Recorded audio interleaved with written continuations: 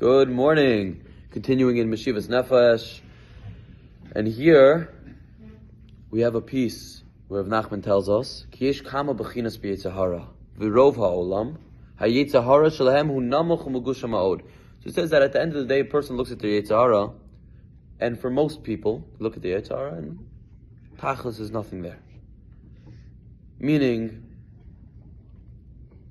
what it's pulling you towards, if you could look at it in an honest way and reflective way, you'll see there's nothing there in which it's pulling you to. Other than maybe a fleeting pleasure, but nothing more than that.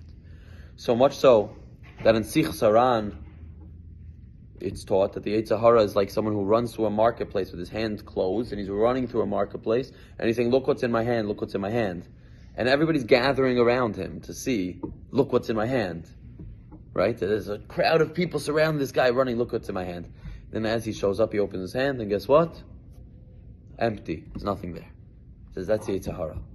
The anticipation of what it has and what it's chasing you towards is far more enjoyable than the actual item that it has to offer you.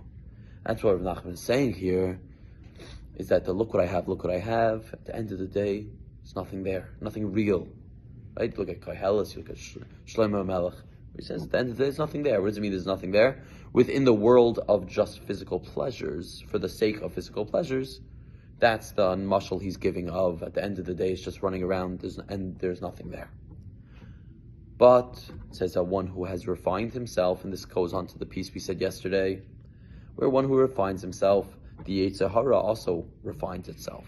And it no longer gives you a Yetzer Hara for basic, very physical things. The Yetzer Hara starts to become more sophisticated, and it starts to trick you, to tell you why this is really something that's good for you, and why really it starts to become on a higher level, on a more difficult place. And Rav Nachman says that that's a continuation of the teaching from yesterday, that the greater a person is, the greater their Yetzer Hara is, meaning the greater a person is, the more their Yetzer Hara is actually somewhat refined. And the pull towards the Yetzer Hara is actually more refined.